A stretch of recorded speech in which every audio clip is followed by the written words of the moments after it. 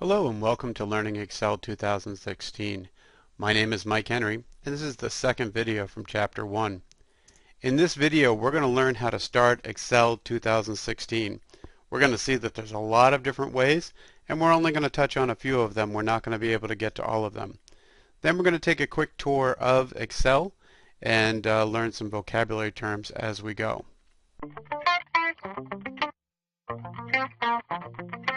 So you can see we have a blank screen here and we're getting ready to start Excel 2016. We're going to look at a multitude of different ways to start them. Now this operating system is Windows 7. Windows 10 has the ability to do the same thing, but it also has some extra features that we're not going to be able to look at. So the first thing I can do is I can come down here and I can get my Start button. They now have that in Windows 10.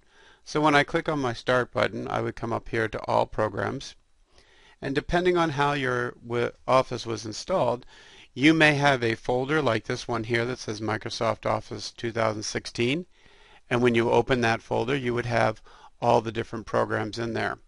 Or it could have installed like mine did, and I have Excel 2016 on the top piece.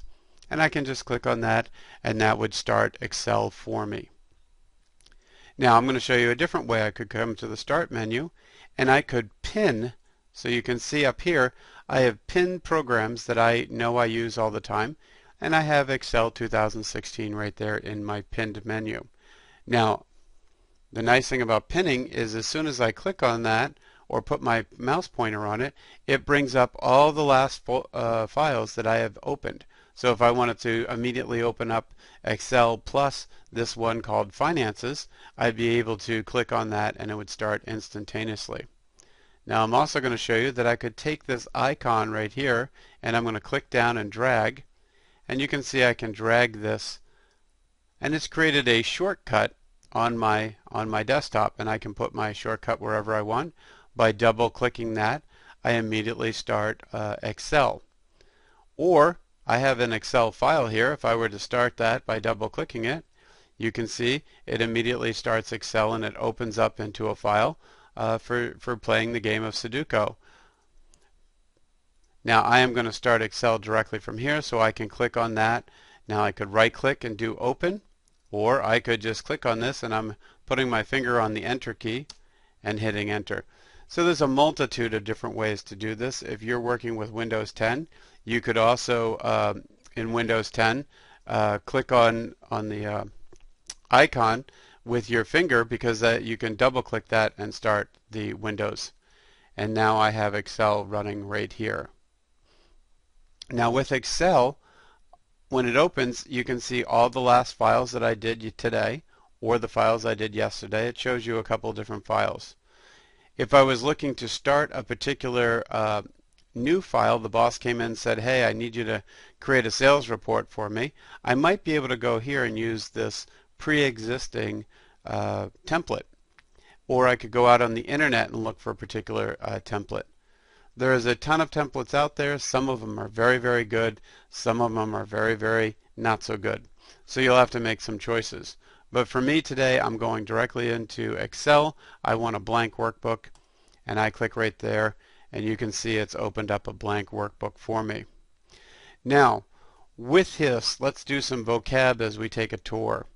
Let's work from the top. This is called the title bar up here where it says Book 1. Later on that might say the name of the file, like we were looking at Finances. That would say Finance-Excel, letting me know the name of the file I was looking at. On the title bar you still have a Min, Max, and Open button, Close button. You have over here, this area is called the Quick Access bar. This is tools that you want to get to rather quickly.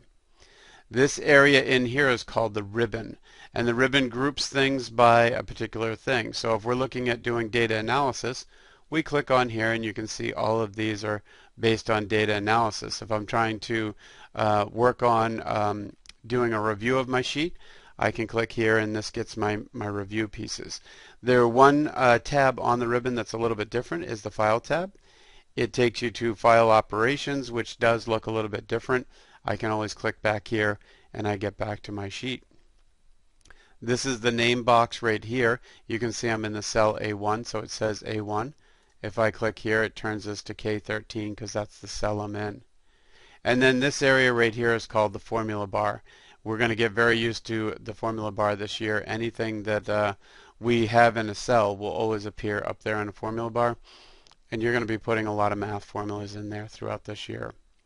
You can see we have columns which go up and down. Each column gets labeled by a letter. Rows which go side to side. They're numbers, and that creates our numbering scheme, this BC8. Down here you can see I have one sheet right now. That's the active sheet, and we can tell that because it's got the green area on it. If I start clicking on here, I can add more sheets, and you can see right now that sheet 3 is the active sheet, just like cell A1 is the active cell. Down here where it says ready, this is called our status bar, so Excel is ready for me. Later on this semester you're going to see that the status bar will have other information on there for us. And then we do have a piece here that allows us to magnify and unmagnify. That does not change the print size, it only changes what it looks like for your eye for visual capabilities. So in this video we learned how to start Excel 2016. We saw there's a multitude of different ways, and if you're using a Windows 10 computer, there are a few extra ways you can do it. One of them including your fingers if you have a touch screen.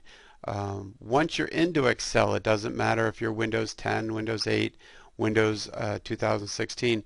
The program itself will look the same, the ribbons will look the same.